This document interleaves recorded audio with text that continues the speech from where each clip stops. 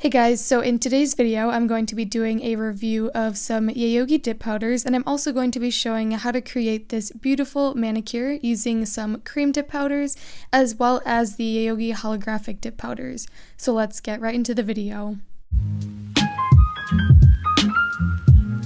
So Yayoge sent over this little package of a ton of different dip powders along with their dip liquids. So here you can just see all of the different colors that came inside. And I actually didn't use all of these dip powders, so I will be putting all of the extra ones I don't use in a giveaway in the future, so stay tuned for that. And along with the different dip powders, there are also the 3 different dip liquids. Here are all of the powders all combined. There are a lot of different colors, and they all come sealed in these little individual bags. And then once you take them out, you can see the actual color of dip powder inside. Now, these jars were actually pretty small, and here you can see it in my hand. So it's definitely a smaller jar, but it is a cheaper price point, so it does make sense. And here are all of the colors outside of the packaging. So there is sort of a rainbow array of different colors. And they also sent over this holographic dipping powder, which I knew I had to immediately use because it is so gorgeous. So the colors I'm using today are this light teal aqua shade along with the holographic dip powder, and they're in shades 06 and DPL SO1. And I'm also going to be using all of the dip liquids. So first, starting off after I've prepped my natural nails, I'm going to be using number 1 base along with my colored powders. So on my nail, I applied a thin, even layer of base, and then I dipped into the colored powder, and I had previously applied a peel-off base coat just for easy removal. Then I dipped into the powder after I have immediately applied the base. And here you can see I did miss a little area of the nail with the base, which is totally okay because we will cover that up with the second coat. And I'm just going to repeat a first coat of dip powder onto all of my nails. And right off the bat, I noticed this dip powder didn't have tons of pigment, so it was pretty sheer. And also, the base coat dried very fast, so I'm pretty sure that's why I kept missing areas on the sidewall, just because with applying a thin, even coat, it will help it to dry faster, which sort of ended up making it dry a little bit too fast, but we will cover that up with a second coat.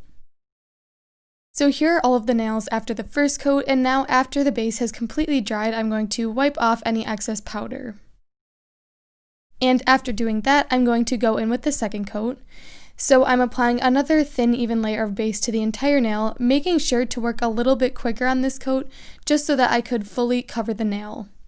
And after the second coat, the nails became a little bit more opaque, but they still weren't as completely opaque as I like, so I did go in for a third coat.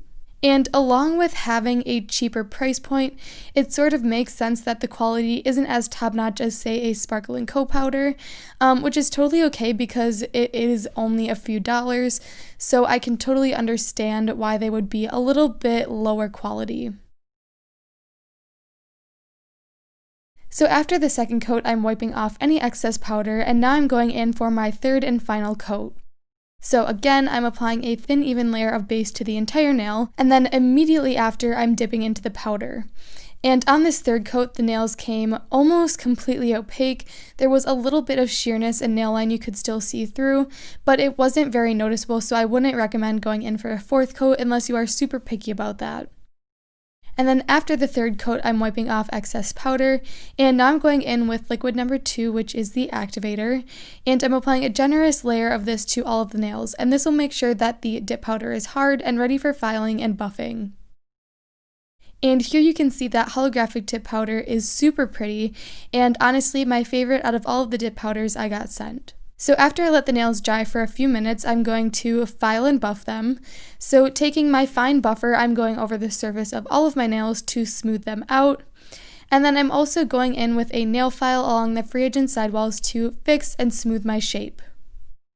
After filing and buffing, I'm wiping away all of the excess dust, and now we can go in for our final step, which is top coat. And this is liquid number 3 in the Yayoge dip system, and I applied a thin, even layer of this to all of my nails. And this top coat didn't dry as fast as the base coat, which was pretty nice because it can get a little bit hard to apply a top coat that dries really fast. And with applying the top coat, you can see that holographic shimmer and sparkle come out in that powder, which is absolutely stunning. So after the first coat, the nails definitely weren't as shiny as I wanted, so I went in for a second coat of top coat, and you could also apply a gel top coat at this step if you prefer that method. But for this review, I wanted to stick with all of the Yayoge products. So here's my final manicure, and overall, I think that the product is great for the price point. There are a wide range of colors, the holographic powder is absolutely gorgeous, and the powder has a good texture. However, the base dries very fast, the powder pigments are slightly unmixed, and the powder is a little bit sheer.